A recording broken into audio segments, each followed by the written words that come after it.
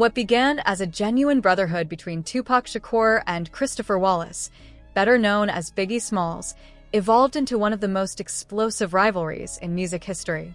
In the early 90s, the two rappers shared mutual respect and admiration, but as fame, street politics, and media-fueled rumors crept in, trust gave way to suspicion. Tupac's fiery words and public accusations made it clear that any bond they once had was gone, while Biggie's measured responses only deepened the divide.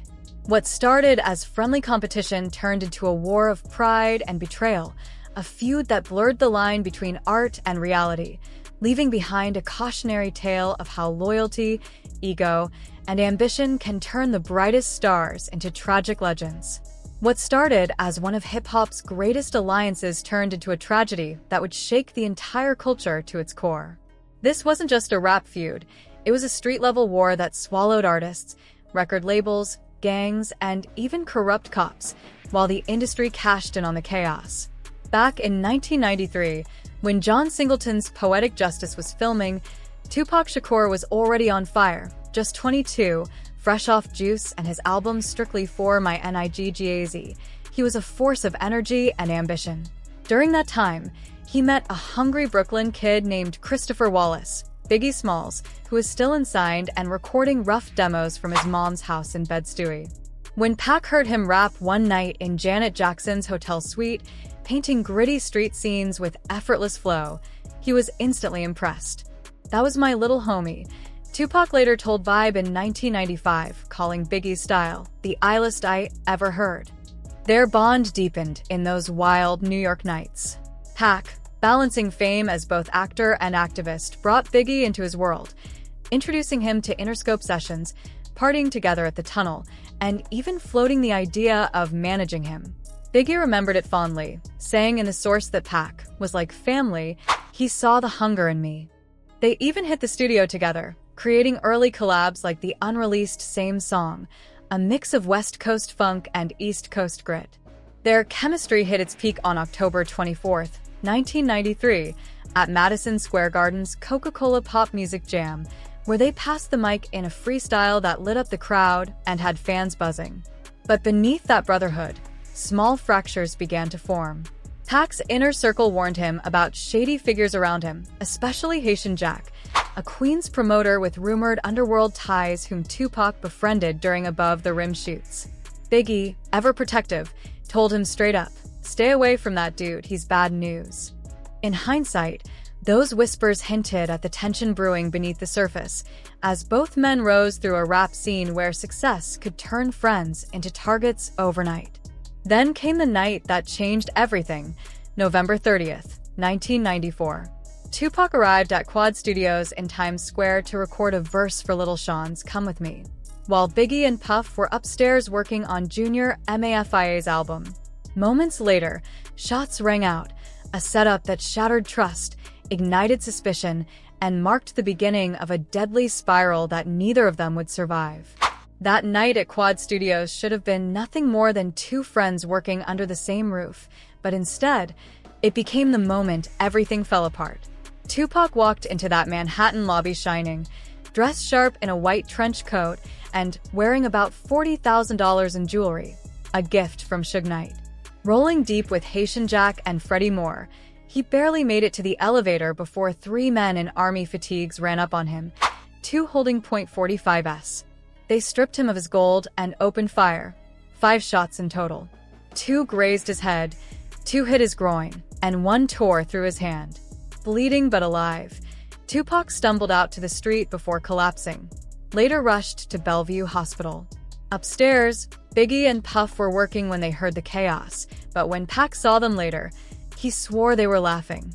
To him, that moment confirmed his worst fears, that the people he once called brothers might have had a hand in setting him up. 6 days later, Tupac walked out of the hospital with his life intact, but his trust destroyed. From that point on, paranoia wasn't just a feeling, it was survival. Locked up at Rikers Island a few months later, he told Vibe in his Ready to Live interview that he'd been betrayed from all sides, naming names and questioning Biggie and Puff's loyalty. Both denied it. Biggie publicly called Pac his brother. Puff even brought flowers to visit him in jail. but the damage was permanent. The shooting had turned Tupac from an artist of hope into a soldier hardened by betrayal. And even as he spoke about changing the world, "If God gives me breath for 20 more years, I'll either change the world or be changed by it." His voice carried the exhaustion of someone who'd seen too much too soon. Then came the final blow. In February 1995, Tupac was sentenced to up to 4.5 years on a sexual assault charge from a 1993 hotel case, derailing his rise at its peak. Behind bars at Clinton Correctional Facility, he poured his pain into Me Against the World, writing classics like Dear Mama and So Many Tears. But when Biggie dropped Who Shot Ya, that same month, Pac heard it from his cell and lost it. Even though Big claimed the song was recorded before the Quad shooting, its timing felt like mockery. "That's my life right there," Pac told Vibe, hearing the hook, "Who Shot Ya? Separate the weak from the obsolete," as a direct taunt. By the time Suge Knight posted Pac's $1.4 million bail that October, the man who walked free was not the same one who'd gone in. Flying him out by private jet, Suge offered not just freedom but a new identity, a death row soldier. Pac signed a $3.5 million, 3-album deal and aligned himself with Dr. Dre, Snoop, and the blood-red West Coast empire Suge commanded. In his first post-prison interview, Tupac declared war. "The East Coast turned its back. Now it's West Side till I die." To him, Biggie wasn't just a rival anymore, he was a symbol of betrayal. And though Tupac later called it a difference of opinion between brothers, the hurt in his words told the truth. He wasn't just at war with the East Coast. He was at war with the heartbreak of being betrayed by someone he once called family. Tupac shrugged off the idea that this was mere rivalry. "Just a difference of opinion," he said, because what really stung was disrespect, not money. He made it plain that if a younger brother flashed wealth but refused him respect, he'd move to humble him regardless of how rich he was. The media, sensing carnage, fanned every insult and subliminal shot into a feeding frenzy, and when Suge Knight used his August 3, 1995 Source Awards speech to needle the East, calling out anyone with Bad Boy on their back and inviting them to death row, the room turned hostile, and Puff, sitting ringside, felt the shift into open conflict. He later told Rolling Stone in 1997, "It was war from there." But Pac's rage ran deeper than headlines. He was furious that so many New York figures who'd been nearby when he was nearly killed offered no help, no leads, no loyalty, an affront to the street code that burned through everything. Violence soon followed the trash talk. On August 24, 1995, Death Row associate Big Jake Robles was gunned down in Atlanta, an attack Suge blamed on Puffy's camp, and with no arrests, bodies, and suspicion stacked up, hardening lines between coasts. What began as a personal fallout between two once-close artists had morphed into an all-out war involving labels, crews, corrupt players, and an industry that profited from the chaos, leaving both men and the culture forever changed. Once brothers in rhyme, Tupac and Biggie had become sworn enemies, their fallout spiraling into a clash that would forever alter hip-hop and end both of their lives before either reached 26. By late 1995, the tension had evolved from a personal rift into a full-scale coastal war, complete with diss records that cut deep, gang ties that made every lyric dangerous, and media outlets eager to profit from the blood in the water. What emerged was a volatile blend of art and real-life hostility, where the lines between performance and survival blurred, and loyalty to your coast meant more than loyalty to the truth. Two men who once saw each other as family now stood on opposite sides of a cultural divide that grew more lethal by the day. The lyrical onslaught that followed became legendary. Biggie's Who Shot Ya, released in February 1995, was seen as the first strike, but Tupac's counterattack a year later would set the entire rap world on fire. On June 4, 1996, he unleashed hit "I'm Up," a track so aggressive it redefined what a diss record could be. Over a sample of Redman's Tonight's the Night, Tupac went scorched earth, naming names, burning bridges, and declaring open war. "Puffy, grab your Glocks when you see Tupac," he warned, before claiming to have slept with Biggie's wife, Faith Evans, and calling out the entire Junior MAFIA crew. The track, released as a Vibe magazine promo, sold over 1 million copies, and came with a chilling visual: Tupac rapping from a hearse, turning his anger into prophecy. It wasn't just lyrical competition, it was personal vengeance. Tupac accused Biggie of stealing his entire blueprint, claiming Ready to Die borrowed from his sound and his soul. He told interviewers he had once schooled Biggie on how to connect with audiences and make records for the people, only to watch his former protege use that same playbook to rise to the top. Biggie's response came with more restraint, but equal precision. On Kick in the Door, recorded for life after death, he fired back with coded shots. This goes out to those that choose to use disrespectful views on the King of New York, a subtle but deliberate rebuttal. Unlike Tupac's volcanic fury, Biggie approached the feud with frustration and disbelief. When pressed about Pac's accusations, he sounded weary, even hurt, acknowledging how the situation had twisted beyond control. "The Vibe article had me pissed off," he admitted, "and all these rumors like we set him up, that's the part that kills me." For both men, the war had gone beyond music. It was pride, pain, and paranoia set to a beat, a story that would end in silence long before either had the chance to make peace. Biggie tried to make sense of it all, saying he understood where Tupac's anger came from. After surviving 5 bullets, anyone's mind would spin. Words would come out twisted by pain and paranoia. But while he tried to keep perspective, the people around them only poured gasoline on the fire. Mobb Deep's 1996 diss track Drop a Gem on and mocked Tupac's thug life persona, branding it fake and instantly earning them a place on his growing list of enemies. Each song became a shot fired, each response an act of retaliation, until the battle lines blurred between the studio booth and the streets, where real bullets began to fly. Behind the music, something far darker was taking shape. The lyrics weren't just entertainment anymore. They were intertwined with gang politics that gave the threats deadly credibility.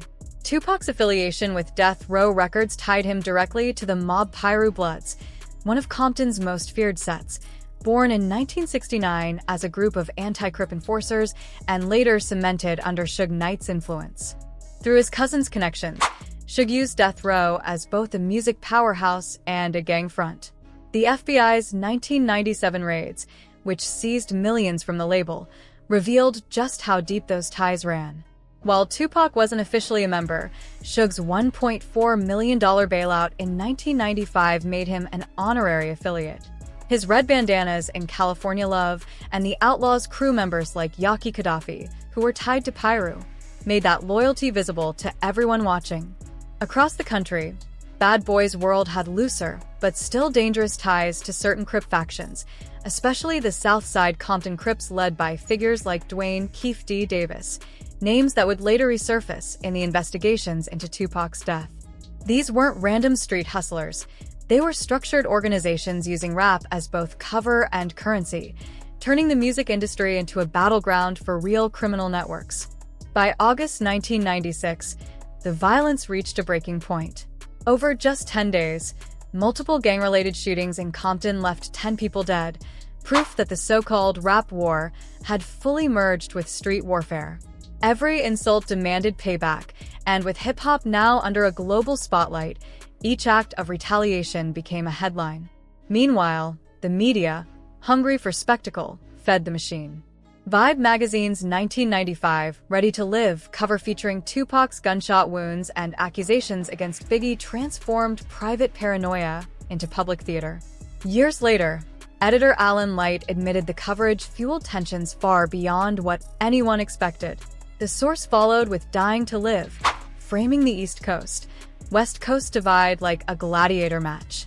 These outlets weren't just chronicling the chaos, they were amplifying it, turning personal pain and cultural conflict into profit, even as the cost kept rising in blood.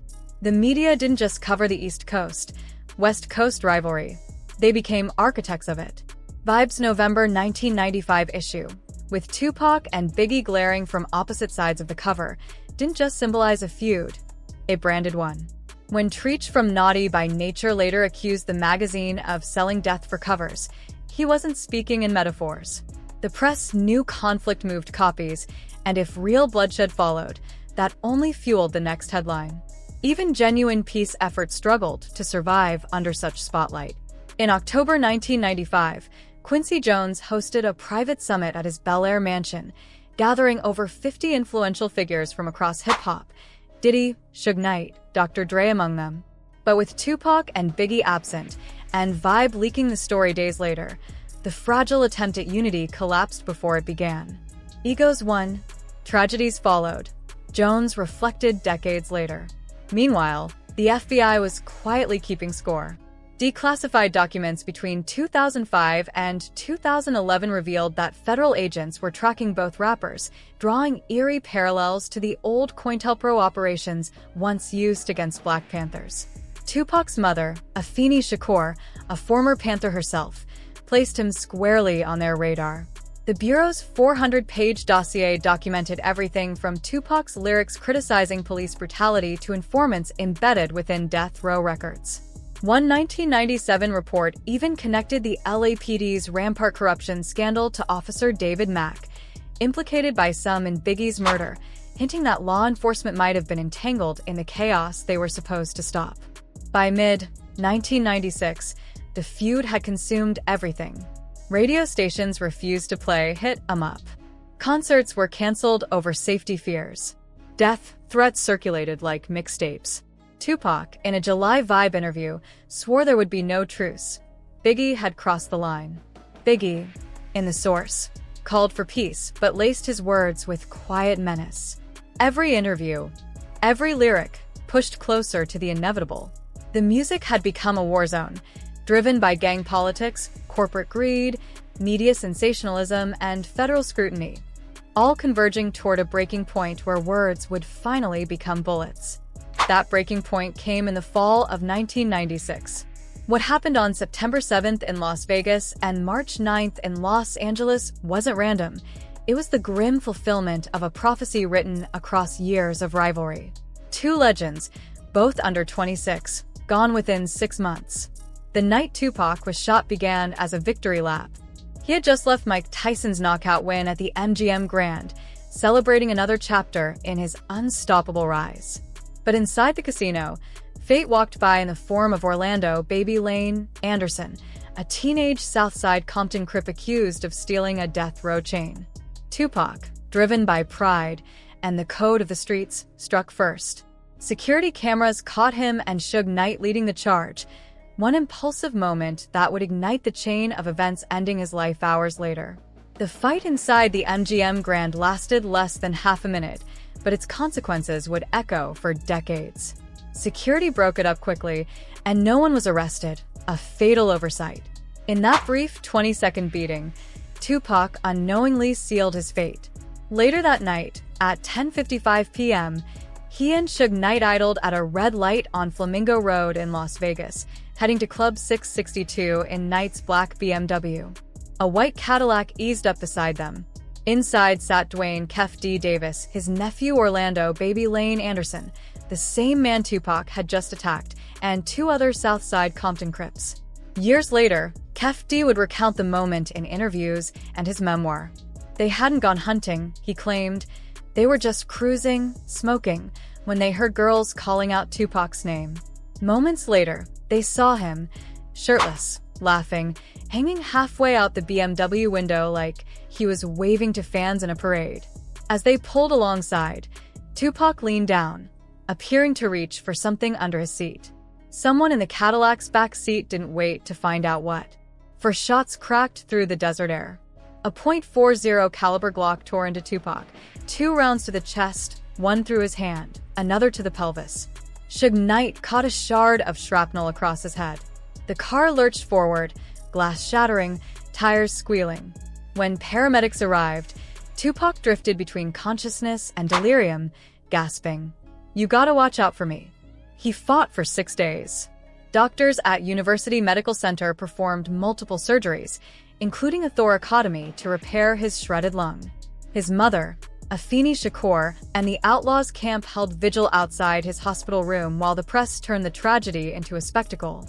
But on September 13, 1996, at 4:03 p.m., Tupac Shakur died of respiratory failure and cardiac arrest brought on by massive internal bleeding. He was just 25.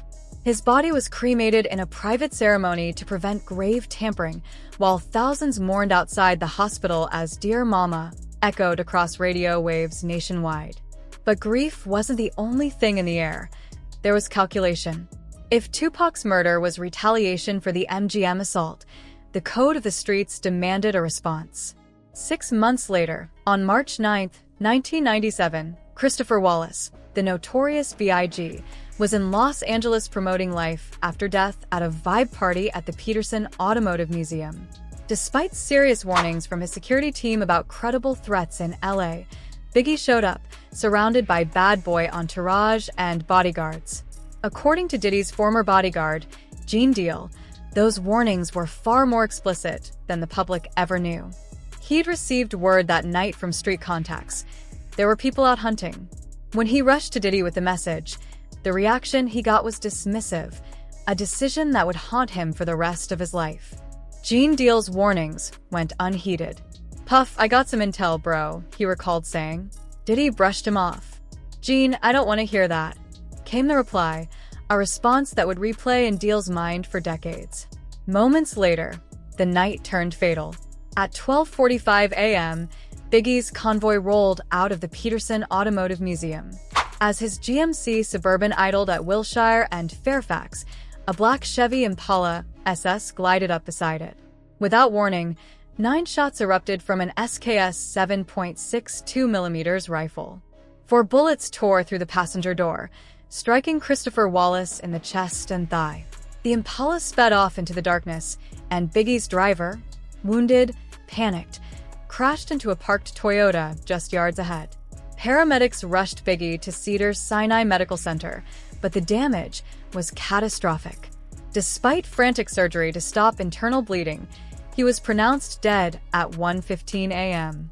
The official cause: hypovolemic shock from massive blood loss. He was only 24 years old. Just 16 days later, his final album, Life After Death, would soar to #1 on the Billboard charts, selling more than 11 million copies, a posthumous triumph shadowed by tragedy. In his last recorded interview, conducted only weeks before his murder, Biggie had reflected on the enormous influence he and Tupac held, and how he wanted to redirect that power toward peace. "It hit me," he said. "Two dudes, one from the East, one from the West, made a whole coast hate the other. That's how much weight we carried. So now, with him gone, I gotta flip that energy. I gotta make it mean something." Yet both murders, 2 of the most infamous in music history, remain officially unsolved. Decades of speculation, conspiracy, and silence have only deepened the mystery.